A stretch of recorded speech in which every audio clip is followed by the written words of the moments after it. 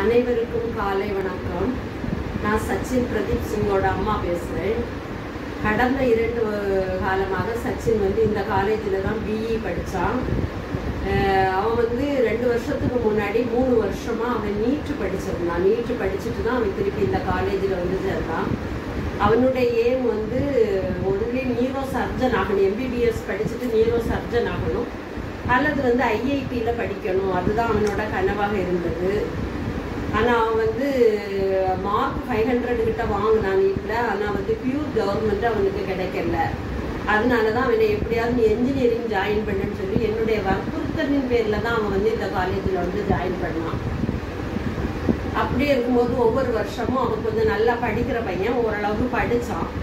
அவன் படிச்சுட்டே இருக்கும்போது அவனுக்கு ஃபஸ்ட் இயர்லேயே அவனுக்கு பாம்பே ஐஐடிக்கு போகிறதுக்கு ஒரு வாய்ப்பு கிடைத்தது. அப்போ என்கிட்ட அம்மா எனக்கு இப்படி பாம்பே ஐஐடிக்கு போகணும் அப்படின்னு கேட்டான். அப்போ நான் சொன்னேன், அவன்கிட்ட இன்னும் 3 வருஷம் இருக்குல்ல, அதனால அவ்வளோ செலவு பண்ணி நீ போக வேண்டாம் அப்படின்னு நான் அவன்கிட்ட சொன்னேன். அவன் மறுநாள் சொல்லுவான், எங்கள் சார் பிரின்சிபால் சாரே என்னை அங்கே போகிறதுக்குள்ள அத்தனை செலவையும் நாங்கள் ஏற்றுக்கிறோம், நீ போ அப்படின்னு சொல்லிட்டு சொன்னாங்க.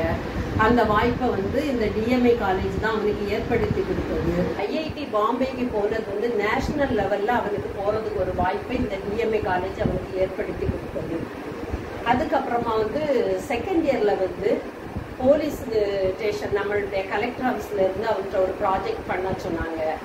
அது போலீஸ் ஸ்டேஷனில் நம்மளுடைய பிள்ளைகள் எங்கே ஒரு ஒரு ஏதாவது ஒரு சிக்கல்ல மாட்டிக்கிட்டாங்கன்னா அந்த பிள்ளைகள் அந்த இடத்துல அந்த செல்லுல ஒரு ஆப் இருக்கு, அந்த ஆப்பை ஆன் பண்ணா போதும், அவங்க உடனே அந்தந்த போலீஸ் ஸ்டேஷன்ல இருந்து எது பக்கத்துல இருக்கோ அதை நம்ம பிள்ளைகளுக்கு அவங்க உடனே ஹெல்ப் பண்ணுவாங்க. அந்த மாதிரி உள்ள ஒரு ப்ராஜெக்ட். அந்த ப்ராஜெக்டை சச்சின் பண்ணி கொடுத்து அதை சக்சஸ் பண்ணி கொடுத்துருக்கான். அது ஏற்படுத்தி கொடுத்தது இந்த டிஎம்ஏ காலேஜ் தான். டிஎம்ஏ காலேஜில் இது எக்ஸாம் எழுதி முடிஞ்ச உடனே ஐஐடிக்கு போகணும், ஒரு இன்டர்ன்ஷிப் அப்ளை பண்ணணும்னு சார்கிட்ட கேட்டிருந்தான். சார் சொன்னாங்க, நீ அப்ளை பண்ணு, நாங்கள் காலேஜ் டிஎம்ஏ காலேஜ்லேருந்து உனக்கு நாங்கள் லெட்டர் தரோம், நீ போ அப்படின்னு சொன்னாங்க. உனக்கு நல்ல திறமை இருக்குது, நீ திறமையை பயன்படுத்து, உனக்கு நாங்கள் ஃபுல் சப்போர்ட்டிங் இருப்போம் அப்படின்னு சொன்னாங்க. சரின்னு சொல்லிட்டு அவன் எக்ஸாம் முடிஞ்ச உடனே ஒரு 15 கம்பெனிக்கிட்ட அப்ளிகேஷன் போட்டான்.